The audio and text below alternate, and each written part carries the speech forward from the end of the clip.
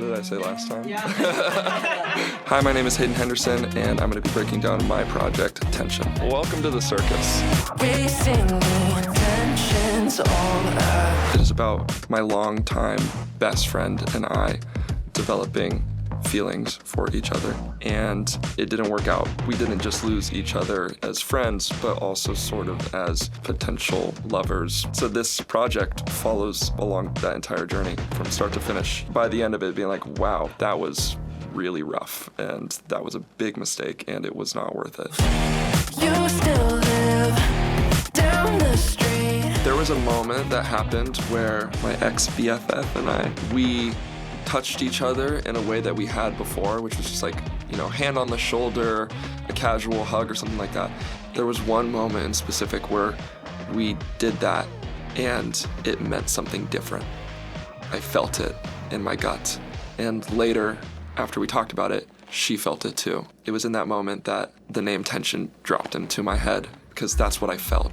I felt tension, I felt confusion, I felt suspense, I felt excited and dreaded the feeling at the same time. Probably got no shot, you're so hot that I gotta shoot it. One track, Mind, was one of the first songs that we wrote for the project. As soon as we did, it felt like the opening scene to a movie for me. And so the beginning of the song starts with kind of environmental sounds of what it might be like to be in line for a party or for a club.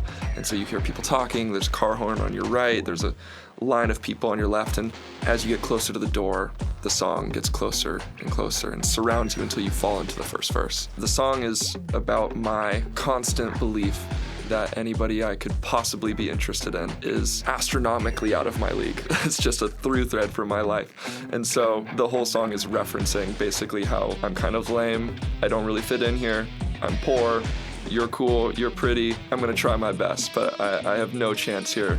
Might as well shoot my shot either way. Actually though, the best part of this song to me is the fact that I was able to slip in a reference to my favorite comedy of all time. In the bridge, I say, I'm McLovin, you're super bad, you're stunning. Fans know that Superbad is my favorite comedy, and so they bring me t-shirts with McLovin's face on it and stuff it shows. It's I can't believe I snuck that in. It's fun, it's just a vibe.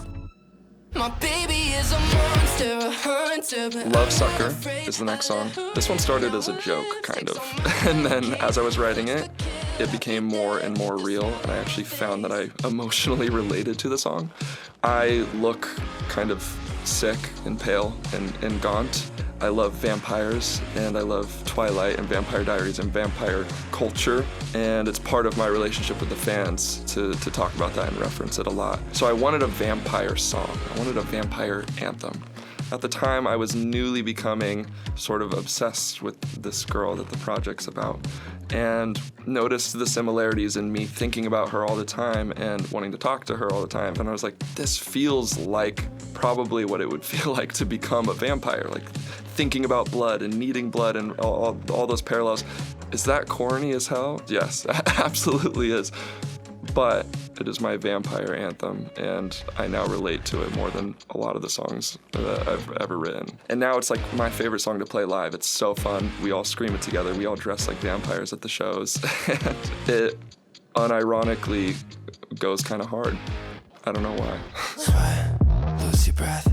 Any way you move, I'm into it. Sweat was, for me, the opening to this world. It was the first song that we wrote for this project. The song is sort of sensual and fun and dancey. We built the entire project around this song. I have a song on the last project called Hell of a Good Time, and we took the same guitars and the same drums and the same chords, and we just sort of rearranged them a bit. What if we made Hell of a Good Time more dancey and more kind of like suave? Like, what if we tried to do those things? Because on Hell of a Good Time it was kind of an accident, and Sweat happened.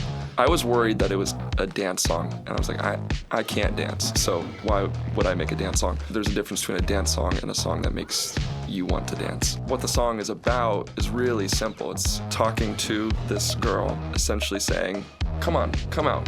You're having a bad day, the world sucks, you're unhappy right now, just come out and dance. Let's go have a good time. It's like dancing as a prescription, essentially. Sweat is just like meant to be fun. Girl, you need to sweat, get into it. It was really important to me to feel the tension and the suspense that the songs are talking about in all of the visuals, even the artwork to me, which is me and a girl laying on the ledge of a skyscraper with my leg hanging over the edge. The tension is not only between me and her, but also me and the ground. It kind of captured how dangerously true these songs all are. Said you like my lips, well, do you wanna try them? Lips was another song that sort of just started as a joke. Ever since I started posting my face on the internet, there's not been a single video that has gone out that doesn't have a comment about my lips. I wrote it on my way to the airport to pick this girl up from the airport because she had recently made a comment about my lips. And I was like, you said this and everybody else says this. Why don't I have a song about it in some way? And so a lot of the details in this song are actually excruciatingly true. There's also one line in particular that I refuse to sing on social media or refuse to lip sync in my videos, and my fans are very upset about it. But I have a feeling that it's going to be the loudest line that they scream on tour. We're definitely having more fun on this project. I've taken myself so seriously on my last projects. So serious. I'm so tortured. Ugh. Or I'm so in love. And this one, a lot of the songs just started as jokes. I love vampires. People talk about my lips more than anything ever. And I want to make music that makes people have fun and makes you want to dance. I want all of you cause I got a sweet tooth and you're looking fine. Sweet Tooth. Ooh. This is a dangerously true song. We had a whole day writing a song that we just didn't like.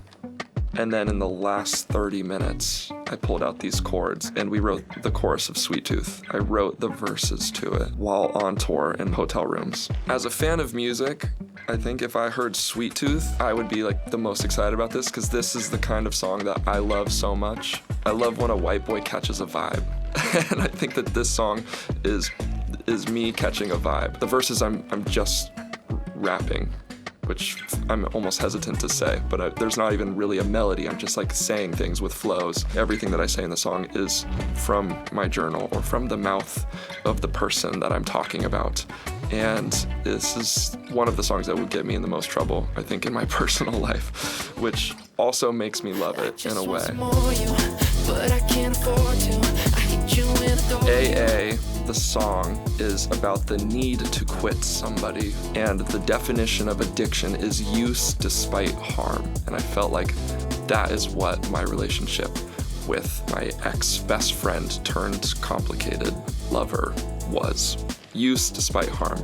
I love a reference to addiction. Pretty Little Addict from my second project. Well, I make so many addiction references because like my whole family is addicts. Everybody is an addict. I consider myself an addict in some ways, just not like substances.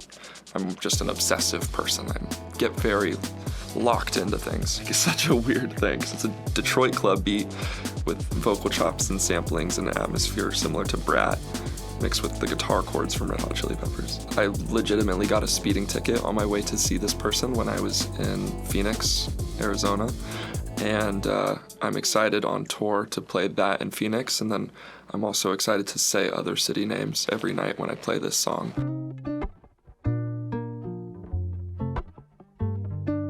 Oh, this one's my favorite. I wrote this song based off of my favorite movie of all time. Not my favorite comedy, that's Superbad, as we've covered. But my favorite movie of all time is The Truman Show.